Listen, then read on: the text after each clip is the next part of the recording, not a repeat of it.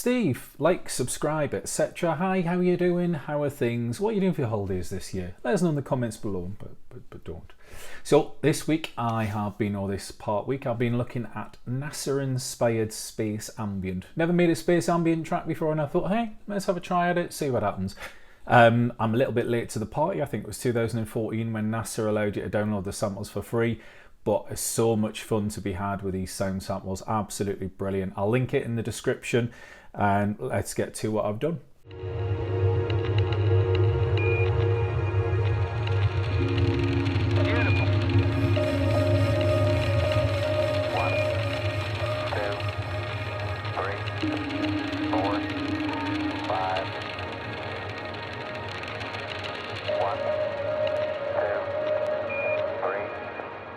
Here is the whole piece. There's quite a lot of it, but that's mainly due to the individual samples.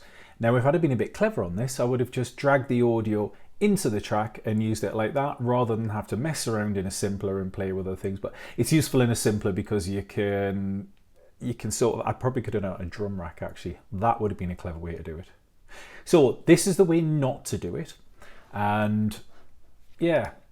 So the first thing that I started off with was looking at the deep samples. So I was quite interested in a space rumble. So the first thing I came up with was this one, which is the Ingenuity helicopter. Now, if I play this, that's just a great sound. So I've just got Valhalla Supermassive on it. You can hear the difference that makes. I thought that was a great sound to start it off. I also wanted a drone sound. I couldn't really make anything of any note out of the NASA samples. I tried putting a resonator and different things on them, and there wasn't anything in there. So I kind of went out of the box a little bit with this. It's the only thing I've actually gone out of the box with. So for this, I used something from Reason, and I used an audio track. I'll just go into session view to show you. I used an audio track to resample and give myself a few things to play with.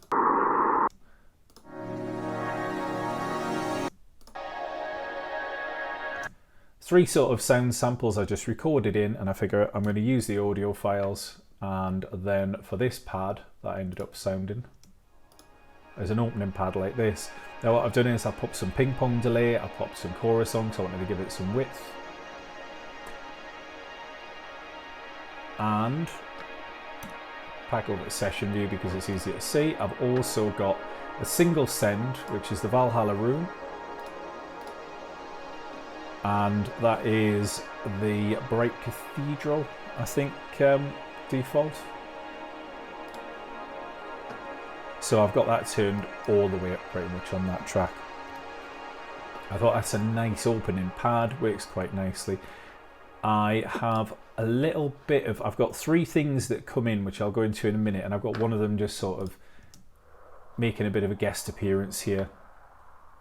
I'm using the Granulator 2 on this. I'm using the Granulator 2 for all of these actually, I'll get into them in a minute. So one sound which I could not avoid is the absolute classic NASA beep. What can you do with that?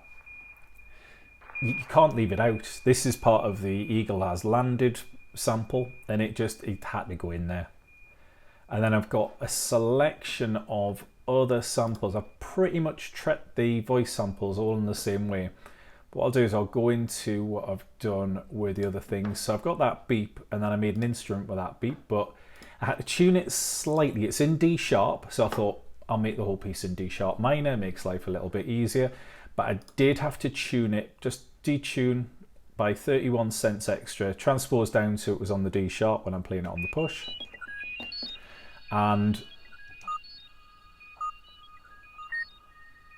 like this is a sort of background thing, so just made that your instrument. I mean, effectively it's just a pure sine wave, so it's ideal for working with.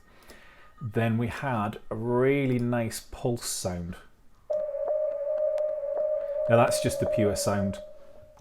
So this is an audio representation of a Kepler star, and I've used that in a couple of places. So that's the generic pulse made by it. And then for a pad,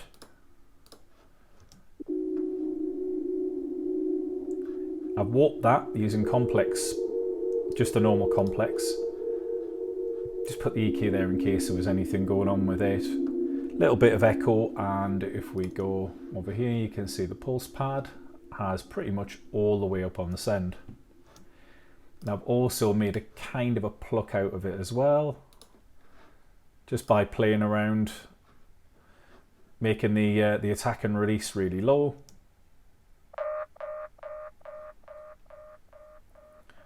And a bit of delay on that, just to send it out there. Now the other things that I got, these are all voice samples. I'll do the instruments first. So the bass, this is great. This is another Kepler Star. So the raw sample of this is just brutal. I'll actually play you some of these. So the actual Kepler Star, that's the pulse pad you heard before, and this is the bass one. That's just brutal. That is just an amazing sound all by itself. So what I did on the bass was not an awful lot, but I say actually quite a bit. So I popped the volume down a bit because it's quite loud. On the EQ, I just wanted to up that top end, and I've put it through hot tubes, whacked the drive right up, kept the output down, and the boost and crunch, which is such a great sound. So you hear the difference the boost and crunch and hot tubes make.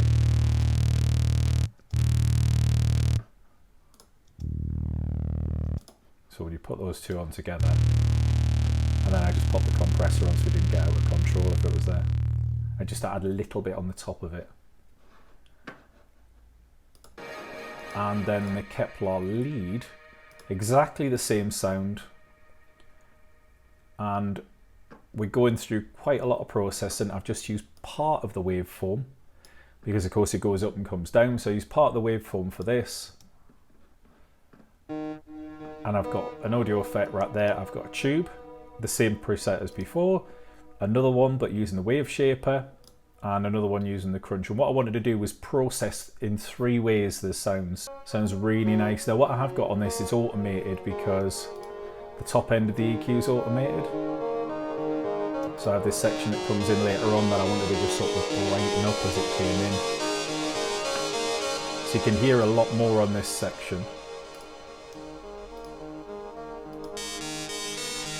The 3 different sort of things that form up that sound, and then a glue compressor again, and then I wanted delay and reverb, but they didn't sound right together, so I made another audio effect rack and I just put one delay, one through the reverb. And I've used Valhalla for everything. Most of it is the Supermassive, but I used the Room on this one. So for these sounds here, I opened them up using the chance. So you can see I've got a chance of 14% on that, and on this one I've got a chance of 14% hitting, so you get a little bit of a syncopated rhythm, and then I've got actual rhythms going on. Now I also wanted to make some drum patterns out of it, and for these I've used a vocal sample, clicks off the vocal thing. So that came out like a rim shot. I've got a secondary one, which you'll see just uses the second part of that sample. And I've done one that sounds a bit like a shaker, which is using an early part of that sample, which is a vocal thing. And then I've called this snare, but earlier on in the sample. So this entire sample is go for deploy. And I have to fit out, here we go.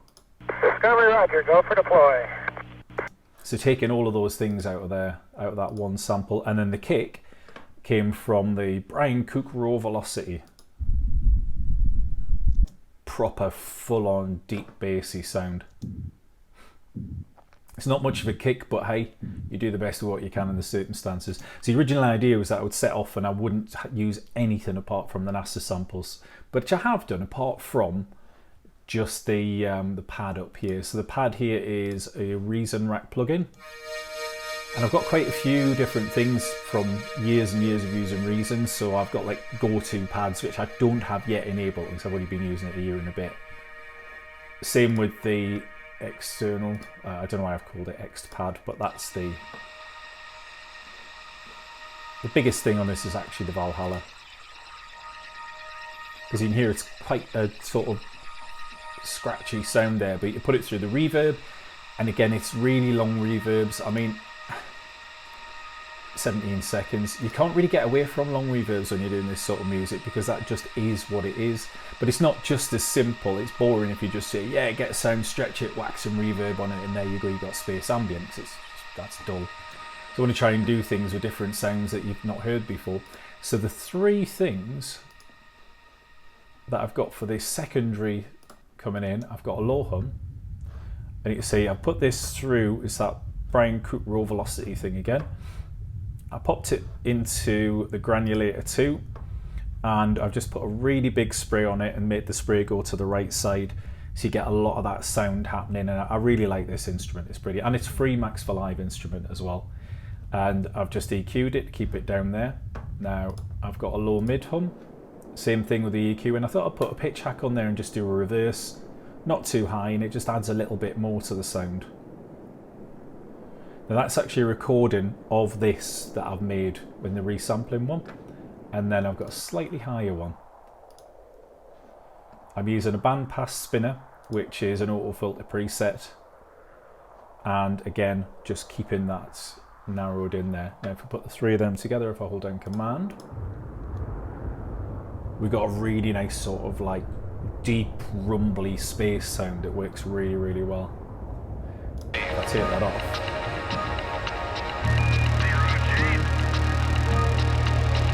in the context of the track, it's a really nice deep backing that I thought worked really, really well.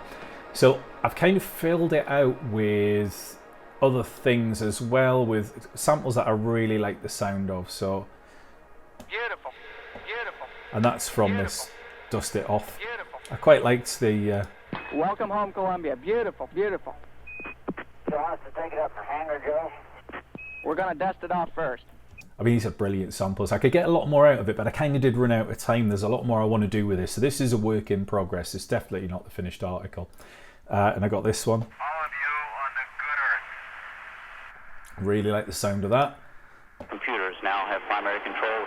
I love that as well. So you make a kind of, I was kind of what I want to do with this when I develop is make it like a dystopian thing. 0G, and I feel fine. Get a good picture of Steve. How could I not use something which says I've got a good picture of Steve? And I also use this, which is pretty much raw. And this is Stardust, I think, hitting a satellite? I'm not too sure, but Stardust hitting something record now. And then 1, 2. this is a test. So what I've done is I've EQ'd out because there was a beep after each one, so I've just got like surgical EQ, just taking that beep out of it. That is pretty much what I've got. I'm going to let you hear the whole thing. So you can see on the sends, I've got an awful lot of tracks here.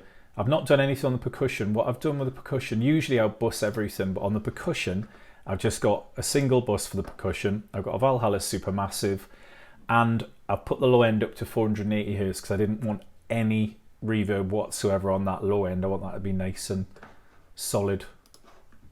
Other than that, you can see I've put a lot of these vocal samples and everything through the sends, but as you saw, I put quite a lot of reverb individually on the tracks as well because it just kind of felt better.